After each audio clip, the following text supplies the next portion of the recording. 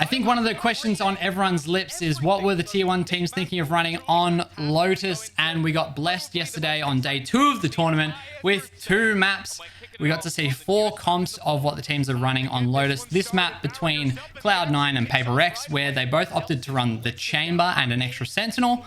And then the match between FPX and Carmine Core, where they ran pretty much mirror comps between Omen, Viper, Sky, Killjoy, and then whether or not... Omen, Viper, Sky, Killjoy, and then Sova or Fade, 1 for each. And so all 4 of these teams so far have picked Omen and Sky, which is really interesting. They seem to be the key points to these comps that are developing. What's really interesting, if you go and look at the comps and the agent pick rates for what the tier 2 teams have been playing up until this point, there is a lot of breach. So it was really interesting to see 4 teams with 4 different comps decide to not go with the breach.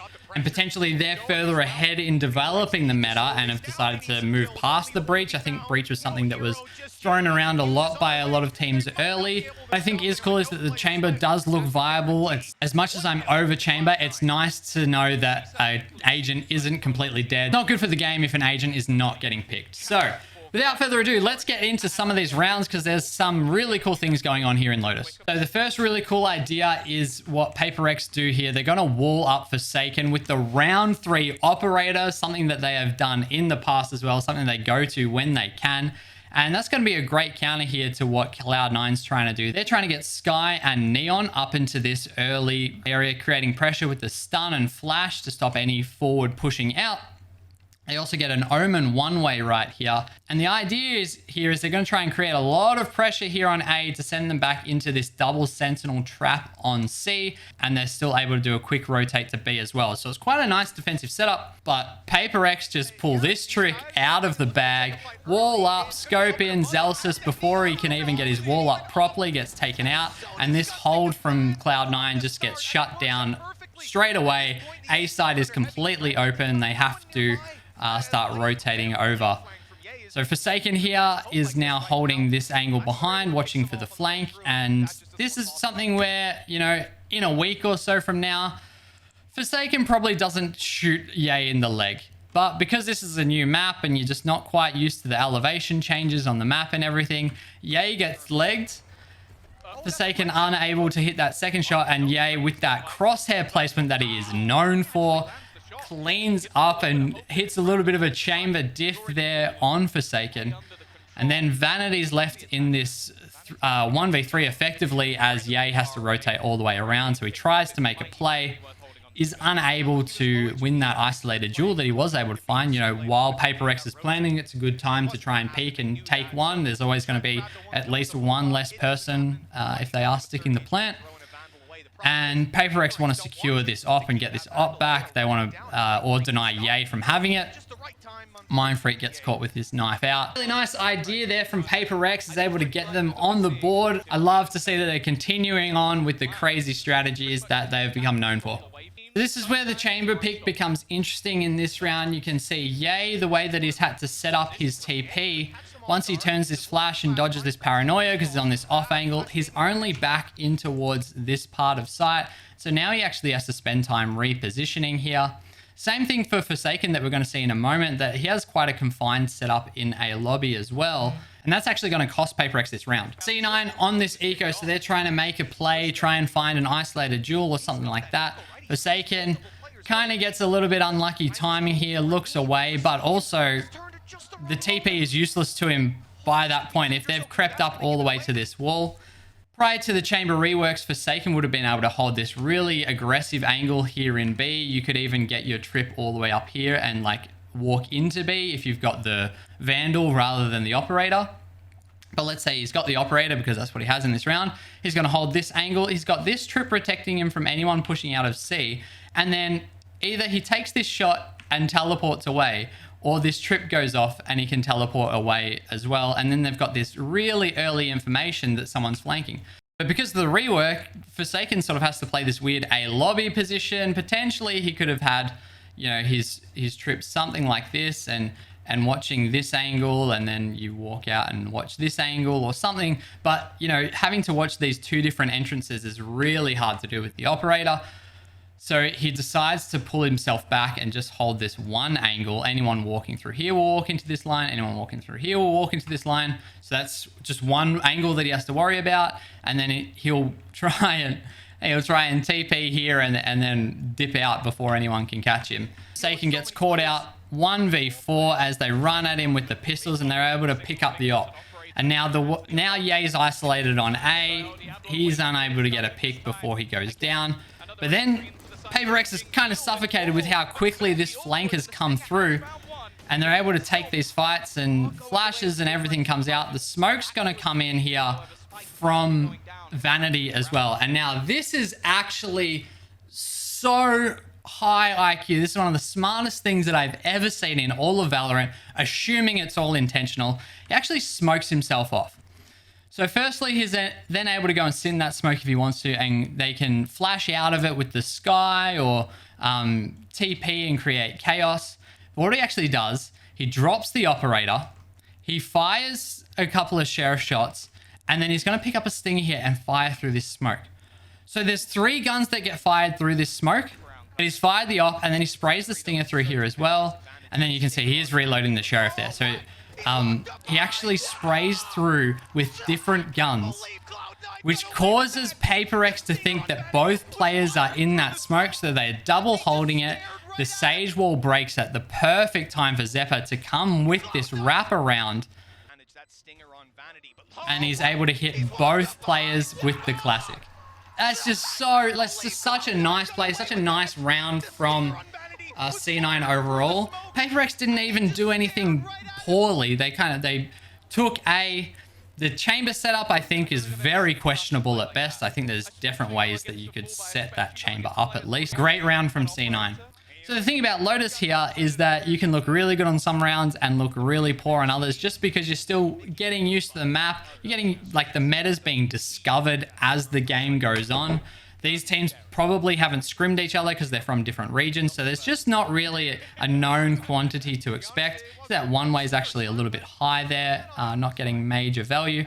I think this is a really interesting round the way this plays out, because C9, they're on like a half buy, bonusy kind of buy. And PRX, they're on a full eco. And Benkai, here's the dog, jumps out with the shorty there, tries to maximize the potential of that shorty. If he gets stunned, he's kind of cooked. Jing's able to get one back, he tries to trade it, and Jing gets traded out himself. And so C9 actually get themselves into a 4v3 situation here. Zephyr decides to keep pushing solo here, and he gets punished by Mind Freak and Devi grouping up to deny him, and then Forsaken playing one out there with the Headhunter is able to get a pick. And so now it's a very precarious position, because A site is occupied, B site is occupied, and the positioning for Cloud9 here is very, very split up. They do well to regroup here, but if Ye gets a poor timing swinging this, if Forsaken swings out and they create a crossfire with Devi, then Ye's given up a Vandal in this very deep position. But he is able to isolate that site on Devi, because PRX's positioning is not the best. And Mind Freak, though, is actually able to get this really sick timing on Ye. Gets a little bit gun hungry, and Vanity in a good position to trade him out. TPs across B side and starts legging at B towards C, because Forsaken was known to be on A. But Forsaken has actually got a really good timing, really nice positioning here from Forsaken to follow up right behind him and hit that shot to close out the round. This round was just a match of snakes and ladders and just chaos on the new map and all the different pathings that you can take in LOTUS. So it's going to open up rounds like that where there's lurks on lurks on lurks, all chaining behind each other, which I think is just really fun and cool to watch, to see all the timings happening. Then in this round, Cloud9, they clean themselves up as they continue on towards victory here. They look really, really sharp and well played in this round. Really well coordinated. Their coordination and their team play shines through in this round. They are up against a half buy here. They do have a chamber op, 2 Vandals, or a Vandal and a Phantom, a Bulldog and the Stinger. So it's not a terrible buy here, but Forsaken gets onto this early op line, and they're expecting to be here. There's a lot of value. This is the biggest reason to run chamber on this map, is this teleporter. Effectively kind of functions like the old rework. You get a lot of space. You get if you think about how far you have to run to get back to this position and the timing between like seeing this angle and like being able to get back here and fight this angle is huge. So it's a really high value rendezvous for Chamber, but he's actually going to get smoked off. We get this nice forward smoke. This is another great TP here for Chamber that Ye is using to take this early fight. And C9, they're creating a lot of pressure all over the map here. Ye is able to take a solo fight because he's on Chamber. We get a lot of pressure because we've got Neon and Sky looking in towards B. And then Forsaken's been smoked off. So he's no longer able to get the value of looking all the way deep in towards C lobby. And you see the Sky dog comes out with Neon running through behind it. Forsaken has to check in towards B main, and it also forces out the Sage wall. So now Forsaken is in a really precarious spot because they could be right here behind Mound. They could swing out this way. They could swing out this way. And if you think about the information on the map, he can only guarantee there's not someone behind this white line. In front of this white line, he doesn't know if there's people there or not. They've also blocked themselves into this Sage wall. And so that's their line there. And then they're jump peeking A main, but this is also smoked off. So someone could be all the way over here, ready to take this fight. They could be coming out here. So in terms of information, the whole line of information that they have is quite far back from what you start with at the start of the round as the defenders. And they don't know if there's 5 here or 5 here or 5 here. So C9 have done a really good job at creating a lot of pressure early here. And eventually they get spotted, and Zelsis has some great stuns here. He pushes Benkai all the way off of that door angle, and they're able to isolate this fight as they look into main. They wall past Benkai. He's unable to be part of this fight with this Bulldog, and they've got 4 of them into main.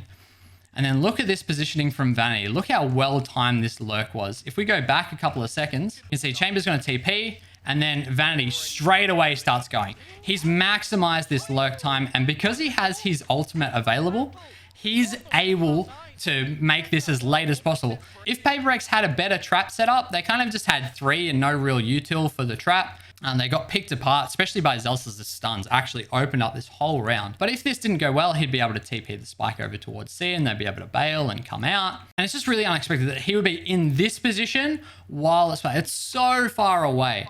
Yeah, he gets this really nice off angle. I really like the use of this angle here to get that fight. And then Divide just gets caught with his pants down. Sorry, Benkai gets caught with his pants down. Knife out, jumping through B. No idea that Vanity was there. Really nice lurk. Great round from C9. Their coordination looks really strong. I think they're going to be a really strong team this year. Obviously, very skilled players, really high IQ IGL. But the most impressive thing for this game for me is their team coordination through some of these rounds is at a really high level already. You can see they've got natural chemistry. They understand the game plan. They're working towards it. And it's just about, you know, making that more and more consistent. Because the rounds that they won in this game, they won very effectively, and they weren't necessarily like scrappy rounds or no one had to make a huge play to win these rounds. It was the team strategy that won the round.